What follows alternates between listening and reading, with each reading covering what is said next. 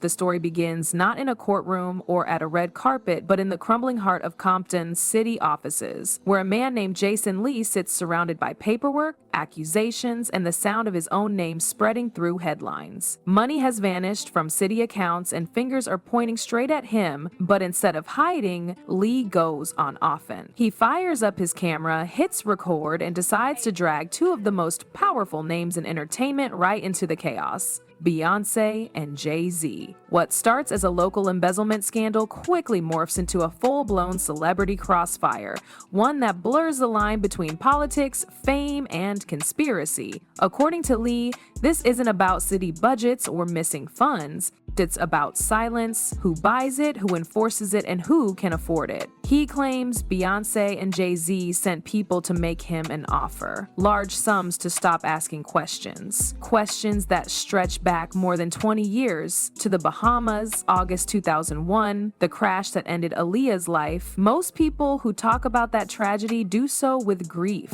Lee talks about it like a locked vault. He's ready to crack open. He insists that when the plane went down, it didn't just take a rising star with it. It cleared a path for a dynasty to be born. He's not the first to whisper this theory, but he's the first with a platform big enough and a scandal loud enough to make people listen. Lee ties names, dates, and private deals together like string on a corkboard. Damon Dash, Aaliyah's boyfriend at the time, was also Jay-Z's business partner. Diddy, another central player in hip-hop's golden era, was throwing the kind of parties that are now under federal investigation. And somewhere in that overlap of fame, tragedy, and money, Lee claims the foundations of today's power circle were laid. A circle that includes Beyoncé and Jay-Z at its center. It's wild, even for internet standards. Public solidarity. But that's the trick. He's not saying he has proof. He's saying he has receipts waiting to drop. That's enough to keep the internet awake. When he goes live, his viewers double, triple, spill into other platforms. Every clip becomes a thread, every thread becomes a new theory. Some say he's losing his mind. Others say he's finally doing what no one else dared to, calling out the untouchables. The longer the Carters stay silent, the louder his voice gets. Meanwhile, Diddy's world is collapsing. Federal raids, lawsuits, old friends turning witnesses. It's like an empire in free fall. And right in the middle of it, Jason Lee links everything back to that one moment in 2001, suggesting that what began with a crash ended in a cover-up. He calls it legacy warfare, a fight over who gets to control history. It's not about one rumor anymore, it's about power itself. Because if Lee's claims about hush money hold even a grain of truth, that means some of the richest figures in entertainment are paying to keep their pasts from being rewritten. Still, there's another side to the story. While Lee floods social media with posts and half-revealed screenshots, investigators are quietly combing through Compton's books. The same man claiming to expose billionaires is also being accused of stealing public funds. To his critics, it's all deflection, a desperate attempt to shift the spotlight. To his supporters, it's proof he's rattling the right cages. Either way, the timing couldn't be more volatile. Diddy's empire burns, the Carters' silence grows heavier, and Jason Lee keeps posting, like a man who knows he's already gone too far to stop. Phones start ringing in offices that usually stay quiet. PR teams huddle behind tinted windows, and lawyers start earning their retainers by the hour. Every major entertainment outlet is scrambling, trying to figure out if Jason Lee's claims are just another internet spectacle or something deeper. What makes it so dangerous is how detailed he's being. He doesn't deal in vague gossip. He names names, quotes amounts, and drops hints about files and recordings locked away for safekeeping. It's enough to make anyone with skin in the game nervous, especially when he says Beyonce's team reached out not to threaten him, but to negotiate. The online world eats it up. Twitter threads explode with theories about what hush money really means in Hollywood. TikTok investigators stitch together old interviews dissecting facial expressions from decades ago. Even the smallest gestures, a hand on a red carpet, a nervous laugh in a documentary, are reinterpreted interpreted through the new lens of suspicion. Every old clip of Aaliyah or Diddy becomes evidence. Every throwback photo that includes Beyonce or Jay-Z suddenly looks like a clue to a much darker puzzle. The theory snowballs fast. According to Lee's narrative, Aaliyah's death was more than a tragedy. It was the spark that reshaped the entire power structure of modern R&B. She was set to dominate music and film, branching into territory that Beyoncé hadn't yet reached. Then came the crash. A small plane overloaded with luggage, piloted by someone unlicensed and reportedly under the influence. Lee repeats these details over and over, framing them as pieces of a puzzle that were never meant to be solved. He keeps asking the same question. Who benefited? Who moved up the ladder the moment Aaliyah's name was etched in memorials instead of marquee? Industry insiders start whispering. Some say Lee is resurrecting a myth that's haunted the music scene for 2 decades. Others admit the timing feels too sharp to ignore. Diddy's empire is collapsing under federal pressure, his connections to everyone under review, and Jay-Z's name is popping up in civil suits that drag the past back into focus. People who've worked behind the scenes in entertainment know how these things work. Silence is expensive, loyalty is contractual, and NDAs are the currency of survival. Lee leans into that culture of secrecy like a weapon. He claims to have messages, emails, even bank statements tying major figures to payouts meant to bury stories. Whether those documents exist or not hardly matters anymore. The suggestion alone is nuclear. Every platform amplifies his words, and even those who think he's bluffing can't look away. It's the perfect storm of credibility and chaos. A man with just enough inside knowledge to sound believable, and just enough scandal to sound dangerous. At the same time, his own legal problems are catching up. Investigators want to know where the missing city money went. Audit reports show transfers, offshore accounts, and payments that don't line up.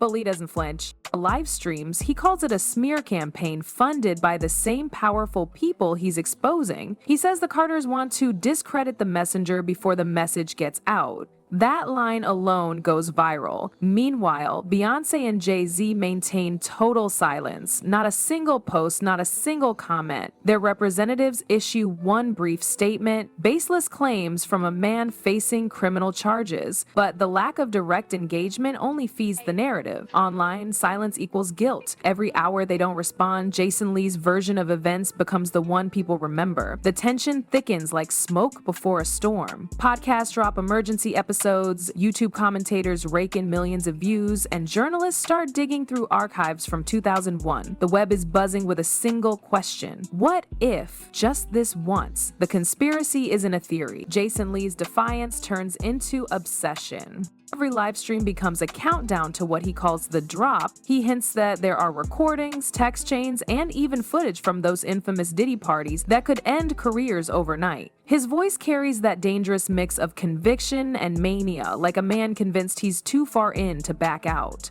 But behind the scenes, people close to him start backing away. Associates quit, claiming they've been followed. His phone logs show late-night calls from blocked numbers. Lee, instead of hiding, starts posting about it as if each threat makes him more certain he's right. Entertainment reporters describe the atmosphere as electric paranoia. Major labels tighten security at headquarters, celebrities suddenly cancel appearances, no one wants to be the next name trending beside Diddy's legal disaster or Beyoncé's silence. The rumor mill doesn't need proof anymore, it just needs momentum, and Jason Lee has more of it than anyone. When he brings up Aaliyah again, the internet explodes. He connects dates, shows archived interviews, and even claims that a small group of people made stock moves days after her crash. Whether true or not, it becomes one of those stories that feels too elaborate to be entirely fake. Lawyers representing the Carters begin quietly reaching out to platforms, requesting takedowns of defamatory content. But it's like trying to stop a flood with a bucket. For every post removed, 10 more appear. Anonymous accounts claim they've seen evidence. YouTube channels launch entire series dedicated to decoding Jason's accusations. And somewhere in the noise, a strange shift happens. The more Lee is called a liar, the more people start believing he's telling the truth. Federally investigators close in on the Compton embezzlement case. They release a statement confirming they've found financial irregularities linked to personal accounts It should have been the end of him. Instead, Lee uses it as proof. He claims the timing is a setup, that the same powerful figures he's accusing are using government contacts to frame him. His followers, now more cult than community, double down. They flood comment sections with hashtags calling for the truth about Aaliyah. The scandal is no longer about money, it's about morality, about whether anyone in power ever gets held accountable. In the midst of all this, whispers start surfacing about private investigators visiting Lee's family members. His mother moves out of town. A friend says his emails have been hacked. Late one night, Lee posts a cryptic message: "If anything happens to me, you know who did it." Within hours, screenshots of it are everywhere. News outlets pick it up, the comment sections explode. Some people call him paranoid, others call him brave, but everyone keeps watching. Meanwhile, Beyoncé and Jay-Z prepare for a public event, their first appearance since the chaos began. Every camera lens in the building is trained on them. They walk in calm, immaculate, unbothered. When asked about Jason Lee, Jay just smirks and says, "People say a lot of things when they're scared." That single quote becomes the most replayed clip of the week. Some see it as confidence, others as arrogance. Either way, it reignites the fire. Jason Lee responds within hours, uploading what he claims is part one of his evidence, but the video cuts off mid-sentence. Minutes later, his accounts vanish. No warning, no explanation. His followers panic, posting theories ranging from government takedown to voluntary disappearance. For days, no one hears from him. Then, out of nowhere, a lawyer representing his family releases a statement: Mr. Lee is safe, but will not be commenting further due to ongoing legal matters. That's it. The man who threw the entire industry into chaos goes silent. Weeks pass, and attention drifts to the next headline. But the story lingers like a ghost. People still whisper about the footage that never surfaced, the NDAs, the offers of hush money. Whether Jason Lee was a whistleblower or a manipulator no longer matters. What matters is how close he got to something that made giants tremble. In an age where reputation is worth more than truth, silence might be the loudest confession of all.